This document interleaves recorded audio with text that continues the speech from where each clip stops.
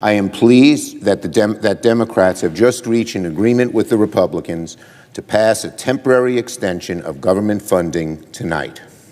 We will have up to 5 votes, 4 on amendments and then final passage. This agreement is an important step because we not only avoid a shutdown on Friday, we also clear the way for passing the first 6 appropriations bills next week.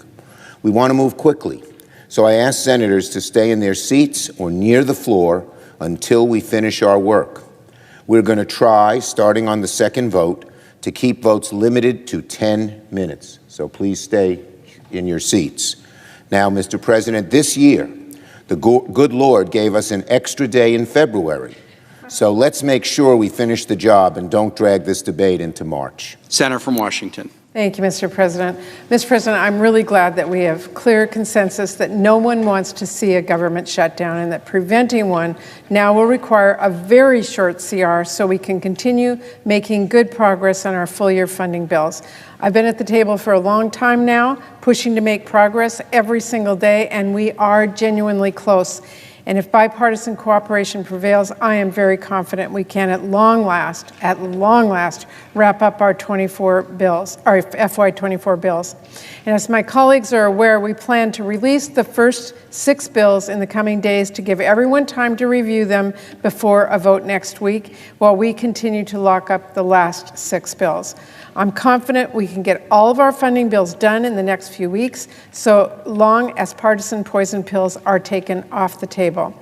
We are working in a divided government. That means to get anything done, we have to work together in good faith to reach reasonable outcomes. That has been true from day one of these negotiations, and we will only reach the last day of these negotiations if that happens. Again, Mr. President, we're close. We are moving in the right direction. It is full speed ahead, and we will keep working hard with our colleagues to get this wrapped up and take a shutdown completely off the table by passing the strongest bipartisan spending bills we can, and hopefully soon. I urge all of our colleagues vote yes on this CR so we have the time to get these done. Good morning, friends. There is a new check update. Immediate relief is set to go out to a targeted group of individuals. Seniors may receive a one-time $250 rebate if they reside in the state.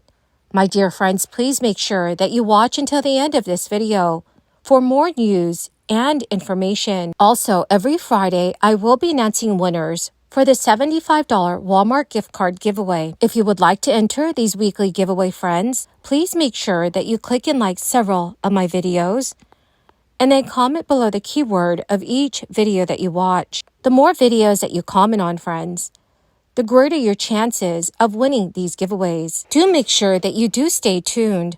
I will be announcing the winners of yesterday's giveaway at the end of today's video. Now, friends, according to Newsweek, seniors in Arizona might earn a one-time $250 rebate if a new legislation gets passed in the state this year. All taxpayers aged 65 and older would see the extra cash in their wallets, as Arizona recently introduced a bill to the state Senate. Republican State Senator Anthony Kern initially proposed that the checks be made available to everyone aged 55 and older, but the legislation was then amended to age 65 when it entered the Senate Appropriations Committee. Senator Kern said it mirrors the family tax rebate we had last year that Governor Katie Hobbs was so happy about last session. Under the family tax rebate, families earned a one-time payment of $250 for every dependent younger than 17 years old, with a cap set at $750 for all households. According to Newsweek, the new rebate would provide seniors instead of Arizona families, but it still seeks to provide aid to a vulnerable population during a period of economic uncertainty. Under the bill, all seniors who filed a full-year resident tax return for 2022 and had at least $1 of liability in 2020, 2021, or 2022 will be eligible. The total bill will cost the state $390 million, which has some concern, given Arizona's current budget deficit. The prior child tax rebate previously cost the state approximately $260 million. Those rebates went out last year, but it's so far unclear when these checks would go out. if the bill is passed. Experts say that the bill is likely aiming to gain political appeal among older voter demographics, but it also has real impact for many seniors who are struggling to pay for all their basic necessities. Seniors, especially those on fixed incomes, often face financial challenges, including rising healthcare costs and other expenses. Providing a rebate could offer them much-needed relief and potentially improve their quality of life. The rebate money can also stimulate the economy, especially for local businesses. So experts say that while there's often bipartisan support for seniors' assistance, lawmakers will need to get a hand of the budget constraints. Arizona State Senator Leila Alston, a Democrat from Phoenix, expressed concerns that the state just couldn't make the budget work for seniors to receive their support.